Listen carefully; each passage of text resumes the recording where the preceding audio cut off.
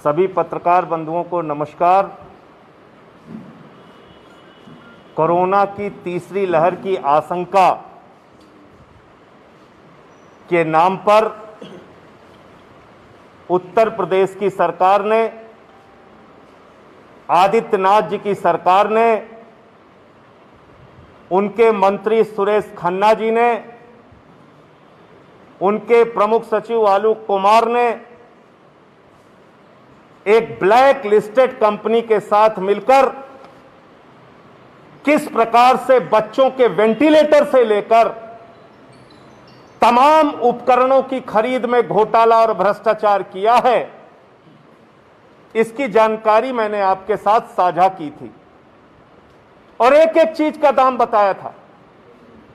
दो दो तीन तीन गुने दाम में बच्चों का वेंटिलेटर खरीदा गया, HFNC खरीदी गई, मॉनिटर खरीदा गया अनाप शनाप दाम में। और जब मैंने इस भ्रष्टाचार का खुलासा किया तो मेरे मन में यह था कि सुरेश खन्ना जी एक वरिष्ठ मंत्री हैं, वो अपने अधिकारियों पर कार्रवाई करेंगे, वो इस भ्रष्टाचार का संज्ञान लेंगे।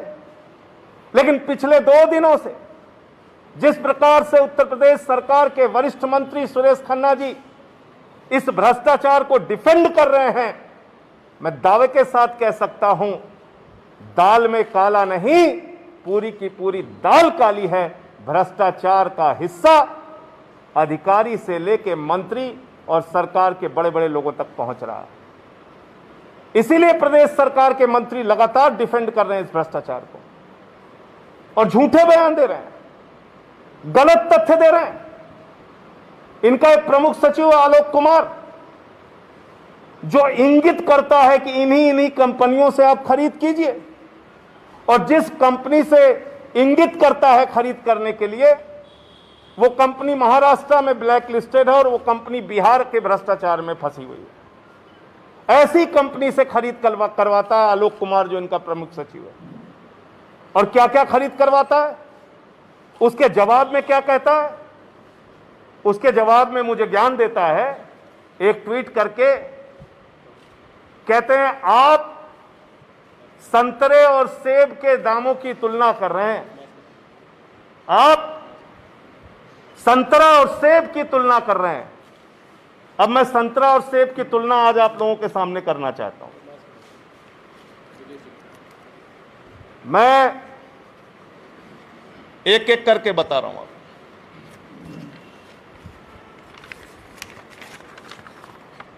ये आलोक कुमार का ट्वीट है और अपने इस ट्वीट में क्या कह रहे हैं? वो कह रहे हैं सेब और संतरा, ये कह रहे हैं कि जो मॉडल यूपी सरकार ने खरीदा है 17 लाख रुपए में, दरअसल वो अच्छा मॉडल है और इसलिए इसका दाम महंगा है। ये मॉडल पढ़ लीजिएगा आप। ये मॉडल है ड्रैगन वर्क कंपनी का सबीना 300 और ये मॉडल 17 लाख रुपए में खरीदा है। ये आलोक कुमार ट्वीट करके बता रहे हैं, मैं नहीं बता रहा हूं। अब आ जाइए, यही सेम मॉडल उत्तर प्रदेश का प्रतिष्ठित अस्पताल KGMC, ये देखिए सबीना 300 मॉडल। ये ऑर्डर लेकर जाइए और आलोक कुमार के सामने ये ऑर्डर दिखाकर उनसे पूछिए। KGMC उत्तर प्रदेश का प्रतिष्ठित अस्पताल, लखनऊ में स्थित अस्पताल, ये KGMC यही मॉडल खरीद रहा है 10,23,200 रुपए में, और ये 50 पीस की खरीद कर रहे हैं। KGMC वाले 50 पीस, वही मॉडल जो आलोक कुमार कह रहे हैं कि आप सेब और संतरा की तुलना कर रहे हैं। दरअसल ये सेब और संतरे का मामला नहीं है, भ्रष्टाचार के बंटवारे का मामला है। ये 17 लाख में जो आप खरीद रहे हो, आप ही का अस्पताल KGMC लखनऊ में स्थित 10,23,000 में खरीद रहा है। नंबर 1। उसके बाद इन्होंने तमाम चीजों की खरीद की और इसमें जिन जिन कंपनियों से खरीद की है उनकी डिटेल है। और मैं ये सामान उत्तर प्रदेश सरकार ने कितने में खरीदा और मार्केट में कितने में खरीदा गया वो एक एक करके बता रहा हूं। इसके ऑर्डर इसके साथ के दे दें।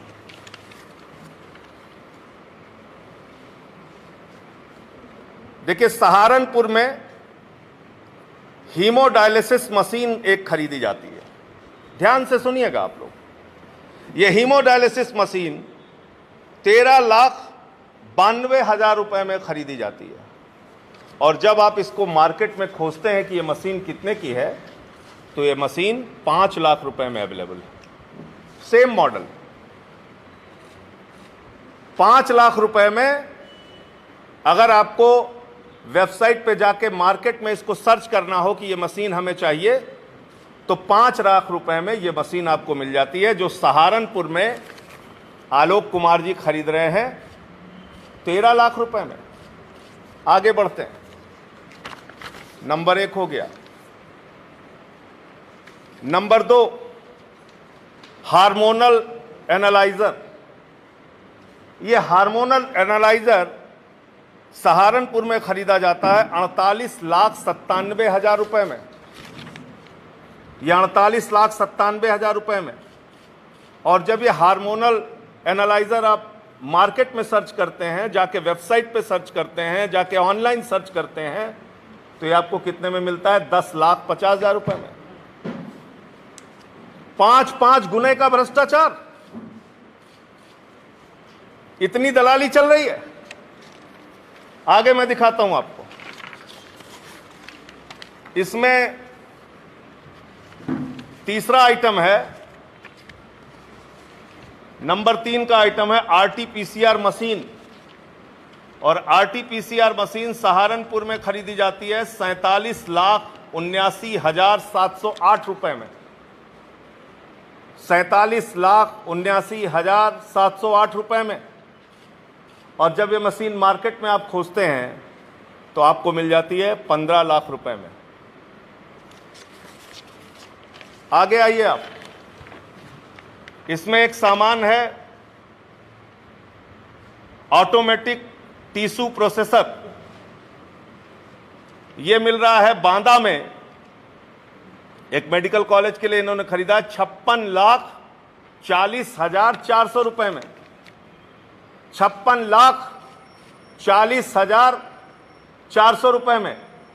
और जब आप इसको बाजार में खोज रहे हैं तो ये 4,19,000। मान लीजिए बहुत हाई मॉडल आप खरीदेंगे तो कितना महंगा मिल जाएगा? कितना महंगा मिल जाएगा?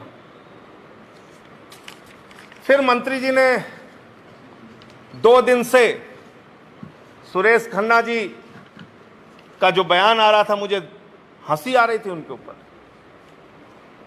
कैसे बोल रहे हैं मंत्री जी, कहां से आंकड़े ला रहे हैं, भ्रष्टाचार का हिस्सा किसको किसको मिला है,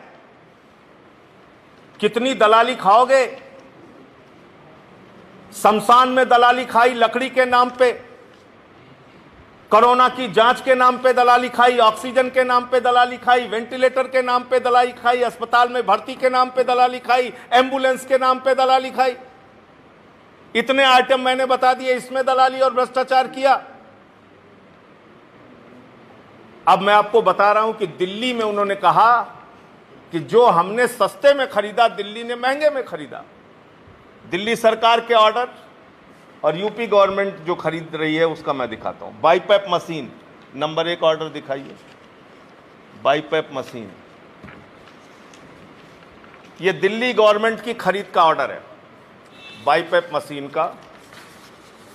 और ये बाईपैप मशीन हमने खरीदा है 250 की संख्या में।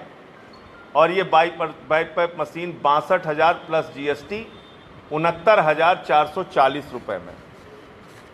ये देखिए आप।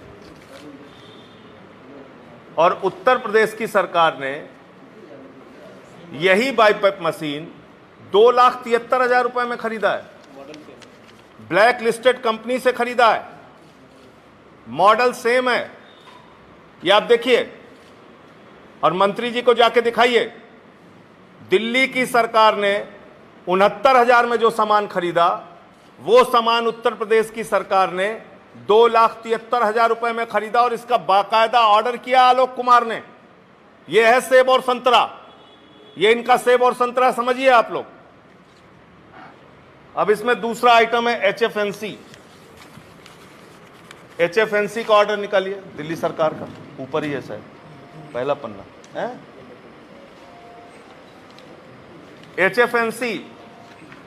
एचएफएनसी हमने खरीदा है 2,32,000 रुपए में, ये उसका ऑर्डर है। 100 पीस हमने खरीदा है दिल्ली गवर्नमेंट ने, और इन्होंने खरीदा है 2,51,000 रुपए में। ये एचएफएनसी का हो गया। तीसरा सामान निकालिए, neonatal ventilator. Neonatal ventilator Uttar Pradesh की सरकार खरीद रही है। सुरेश खन्ना जी खरीद रहे हैं 22 लाख रुपए में, और कई जगह तो 48 लाख और 35 लाख में खरीदा गया है, और हम उसको खरीद रहे हैं 12 लाख रुपए में। ये दिल्ली सरकार के, दिल्ली गवर्नमेंट का ऑर्डर है। देखिए आप, चौथा आइटम निकालिए, पेशेंट मॉनिटर, सबसे ऊपर ही है मेरे ख्याल से।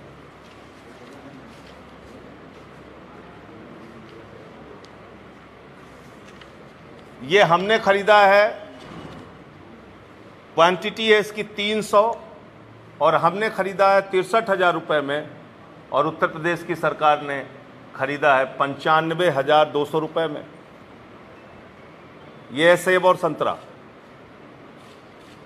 ये सेब और संतरा है, ये भ्रष्टाचार है। तो मैं पूछना चाहता हूं आदित्यनाथ जी से, मैं पूछना चाहता हूं उत्तर प्रदेश की सरकार से, मैं पूछना चाहता हूं सुरेश खन्ना जी से कि शमशान में दलाली खाने वालों के हाथों में हमारे बच्चों की जिंदगी कैसे सुरक्षित होगी। बताओ, आप हर चीज में आप लोग भ्रष्टाचार कर रहे हो। प्रभु श्री राम के मंदिर के नाम पर खरीदी गई जमीन में घोटाला करते हो, भ्रष्टाचार करते हो। पहली लहर में ऑक्सीमीटर, थर्मोमीटर, ऑक्सीजन की खरीद में घोटाला करते हो। दूसरी लहर में शमशान की लकड़ियों के नाम पे घोटाला करते हो, एम्बुलेंस के नाम पे घोटाला करते हो, जांच के नाम पे, बेड के नाम पे घोटाला करते हो, और तीसरी लहर की तैयारी के नाम पर ये करोड़ों करोड़ रुपए का भ्रष्टाचार करते हो। सुरेश खन्ना जी, आपको और आपकी सरकार को अपने चेहरे पे कालिक लगा के जनता के बीच में घूमना चाहिए, जिससे उत्तर प्रदेश के लोग पहचान सके दलाल कौन है, भ्रष्टाचारी कौन है, और बच्चों की जिंदगी के साथ, उत्तर प्रदेश के लोगों के स्वास्थ्य के साथ खिलवाड़ कौन कर रहा है।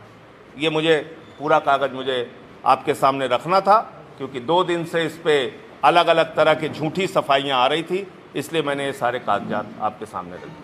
आपके कोई प्रश्न हो तो आप पूछ सकते हैं। कल ही केजीएमयू के डॉक्टर का परसों वर्जन आया कि जो कोरोना की तीसरी लहर आएगी उसमें 17 साल तक के बच्चों को तो कोई खतरा ही नहीं है, तो फिर ये आखिर तैयारी होगी। अभी आप सरकार से पूछिए, लेकिन मैं ऐसा मानता हूं कि ये पूरे दुनिया में बच्चों के ऊपर इसका प्रभाव पड़ेगा, इस प्रकार की रिसर्च आ रही है, और उसके हिसाब से ही तैयारी सरकारों को करना चाहिए। सवाल सरकार की तैयारी करना चाहिए, इसमें कहीं कोई दिक्कत नहीं है, लेकिन उस तैयारी के नाम पे भ्रष्टाचार की तैयारी आप कर रहे हैं। आप कोरोना की तीसरी महामारी से लड़ने के बजाय, उसकी तैयारी करने के बजाय भ्रष्टाचार की तैयारी कर रहे हैं। आप तो खुलेआम भ्रष्टाचार की तैयारी कर रहे हैं। इस संबंध में देश के प्रधानमंत्री से लेके 14 एजेंसियों को, 11 एजेंसियों को एक पूरी शिकायत, जिसमें एफआईआर दर्ज करने से लेके पूरी जांच कराने की शिकायत हम लोग कर रहे हैं, जिसके बारे में विस्तार से आपको हरशंकर पांडे जी बताएंगे। एक सेकंड बस, एक मिनट आप इधर उधर बैठो, आप उधर बैठो।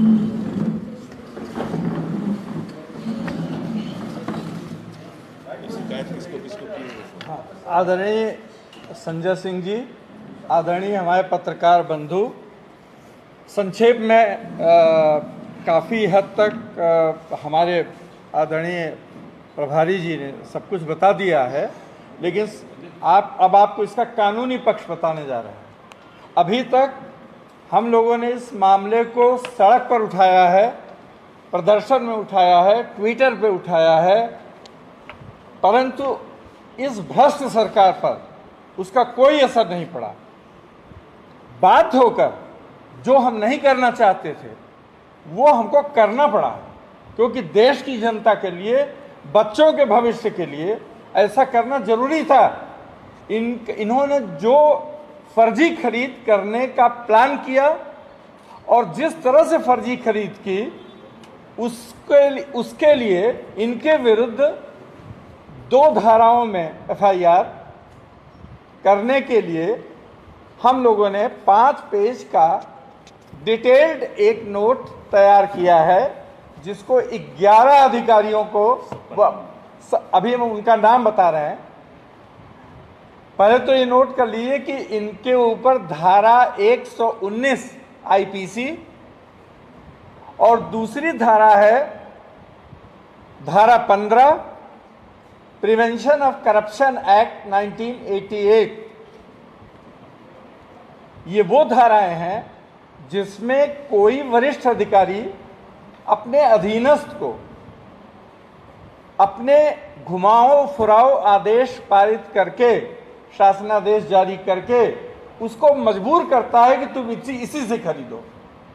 ये वो धाराएं हैं जो आज तक शायद यहां पर इस्तेमाल नहीं की गई, लेकिन समय आ गया है कि आज हमें उत्तर प्रदेश के बच्चों के हित के लिए, देखिए बच्चों का मामला ना होता तो शायद हमारे आदरणीय संजय सिंह जी इस पर उतना रुष्ट नहीं होते, लेकिन आज उनकी मजबूरी है कि हमें अपने बच्चों को बचाना है, हमारे देश के भविष्य हैं। अब हम इसको शुरू करते हैं। आदरणीय संजय सिंह जी के द्वारा ये पत्र और एफआईआर लिखी जा रही है। इसको सबसे पहले हमने प्रधानमंत्री माननीय नरेंद्र मोदी जी, स्वास्थ्य मंत्री जी हर्षवर्धन जी, माननीय योगी आदित्यनाथ जी मुख्यमंत्री उत्तर प्रदेश सरकार, माननीय चिकित्सा शिक्षा मंत्री सुरेश खन्ना जी, जिनके बारे में अभी आपने सुना, सचिव कार्मिक एवं प्रशिक्षण विभाग जो आईएएस अधिकारियों के नियंत्रक अधिकारी होते हैं, वो भी जाने कि उनके आईएएस अधिकारी यहाँ बैठकर क्या कर रहे हैं। मुख्य सचिव उत्तर प्रदेश शासन लखनऊ, क्योंकि उनकी भी जिम्मेदारी होती है, वो टीम 11 और जो बदल के टीम 9 हो गई है। अपर मुख्य सचिव नियुक्ति अनुभाग, नियुक्ति विभाग यहाँ के आईएएस अधिकारियों के इस्टेब्लिशमेंट को देखता है और उनके द्वारा किए गए क्रियाकलाप और उनके विरुद्ध शिकायतें, उसको जांच करना, उनके खिलाफ कार्रवाई करना, ये उसकी जिम्मेदारी है।